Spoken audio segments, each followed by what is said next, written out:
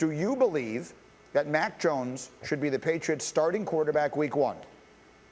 No, I do not believe he will, because I think this is the most perplexing situation of all the quarterbacks because of the fact you're going from Cam, went from Brady to Cam. Cam tried to figure it out in a COVID year without much any preseason games, and he struggled. And I think Josh McDaniels struggled with the play calling and what they're doing, implementing a completely new offense. Now you're going to go from Cam to Mac opening week. You can't change your offense that. I don't know how they're going to deal with this in New England, because once you commit the Mac, you're changing back to the Brady offense from the Cam offense. So I don't think you can go into this season expecting Mac Jones to be the starting quarterback opening day. I think that would be incredible if it was. I don't know how it can happen.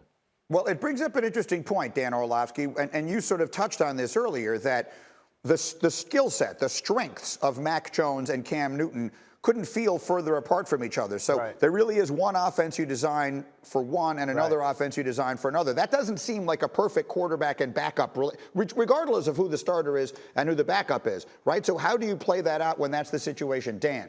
Well, you design the offense that around the player that's going to play the best, given what's around piece-wise. Right? I said this in February. The Patriots were going to ask their quarterback to do the least amount, maybe out of anybody in the NFL, because of the ground and pound style and offense that they're going to go to. I think they're going back to that old school Josh McDaniels, Tom Brady type of offense with this selection. That signals it to me. If they were going to move forward, I thought they would have been more aggressive to one of the athletic quarterbacks. But this is an offense that, one, wants to run the ball on first and second down, okay? So the most important down quarterback-wise becomes third down.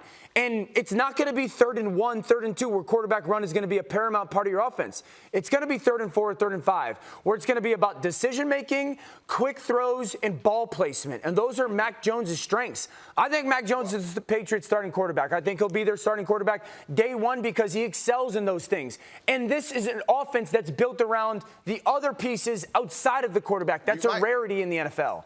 You might be right, but I disagree with you and Mel on a couple different points. So I would argue that this two tight end based, ground and pound, run based offense is more suited for a quarterback who's big and strong and can run the ball like Cam Newton. And also to the point that you can't really have two systems, I'm not sure that the systems need to be that different. How much more learning do you have to do? They run quarterback power. The offensive line's blocking scheme is the same as running back power. The only difference is if you think that Cam Newton's arm is so weak that you can't run the same type of pass route combinations that you would with Mac Jones, that may be the only difference. But I feel like there's not much that changes as far as terminology and scheme. You're not going to block a QB power any different than you would a running back power, so I'm not sure what the difference is there. I think those are fair points, Dom. The point is, while your offensive scheme doesn't change, your game plan does. Yeah, and that's where it comes into play. But your game plan changes week to week anyway, so I'm not sure that's as big a difference. But I would like to hear you argue for how a ground and pound two tight end offense is somehow made better by a quarterback that can't threaten you from a run perspective. Well, because the quarterback that can operate the play action pass, Mac Jones was 23 touchdowns and 0 interceptions last year in the play action game for Alabama.